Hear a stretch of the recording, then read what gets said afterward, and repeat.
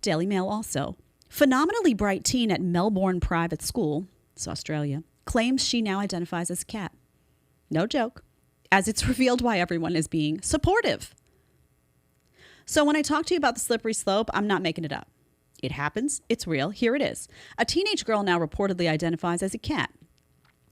No one seems to have a protocol for students identifying as animals, but the approach has been that if it doesn't disrupt the school, everyone is being supportive. Can you imagine what was just said? This was a source close to the family.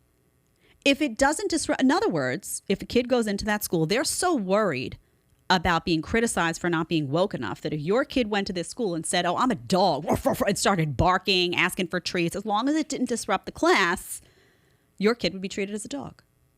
Okay? In a statement, the school said students were presenting with a range of issues from mental health, anxiety, or identity issues. The Herald Sun also reported there was a boy who identified as a dog for a period of time and has been treated by a Melbourne psychologist. I'm surprised that they sent that kid to the psychologist, to be frank. I really am, because isn't that hateful and bigoted? If your kid says he's a dog, you have to accept it. I'm really surprised they took that route, to be perfectly honest with you. I don't know how old this kid was. If it was a 3-year-old, it's just a 3-year-old being 3. If it was a 16-year-old saying, I'm a dog, you may have a problem on your hands. Maybe. Maybe a little counseling is in order. I don't know. I certainly wouldn't start giving big pharma drugs that make him more canine. I'm sure they exist. Just so you know, by the way, furries is in fact a subculture of people. Tyler, I don't know if you knew this, who identify as animals, often dressing up in costumes as part of what they call their fursonas. Don't mock Jed, you say. Tyler is not weighing in. He's not weighing in. No, I'm just caught by this one comment. It says, when a girl went to sit at a spare desk, another girl screamed at her and said she was sitting on her tail. There's a slit in the child's uniform where the tail apparently is. I mean, but didn't you see this coming when all the furry stuff started? Yes, I did. What, 8 years ago? Yes, I did. I saw it coming, and you see, the slippery slope is getting slippery. And this is why I talk about this, right? Not to be funny, although some of it is funny. Yes, you know what? Everyone looking and acting like it's Halloween year-round can be entertaining to some in the sane part of the world. Me, Tyler, others. But this is why it's important, because if facts cease to matter, then where does it end, right?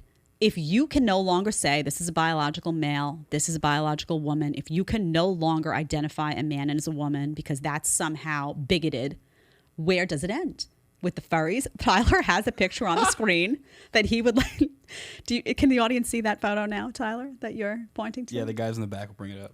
Okay, guys in the back will bring up this image. What does one say? What does one say? And you know, I have seen people in New York City who dress as animals, costumes, maybe not as, I have not seen one quite as interesting as this one. I'm not even sure what that's supposed to be. Is that supposed to be a cat? That's a furry.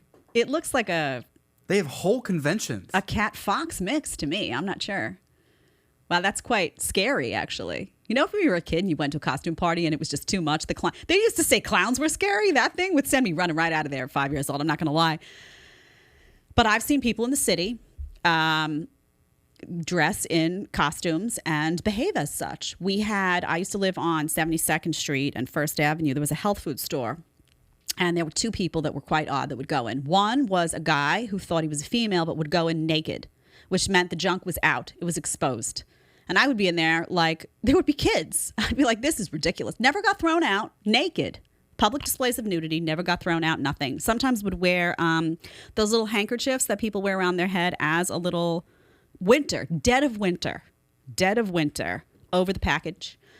And there was another group of people. I saw a couple who would dress in the furry outfits. Cat, fox, hard to tell what they are really. And they would behave as cats. So I'm talking walking on all fours, going down the aisle. This is not an exaggeration. And the aisles in the health food store were quite small. So occasionally I would brush a shoulder with a furry. I mean, this is what happens when you live in places like New York City. It just is. And I remember talking to a friend who lived in West Texas at the time. And he was like, you're making it up. I had to take video. And I did one day. And he was like, wow, I'll never move there. So you never know. All I'm saying is when facts and reality cease to exist, the slippery slope gets very slippery. I wouldn't be surprised if in 10 years we all had to acknowledge, people as cats and dogs, and surgeries weren't being talked about. Big Pharma would be like, wow, if we make cat ears and whiskers there, we could make a fortune. Maybe they'll introduce some drugs to make people more feline. I don't put it past any of them. I don't put it past any of them to get involved in this way. If you like the short clip, you can catch another one here, or you can catch the full episode right here.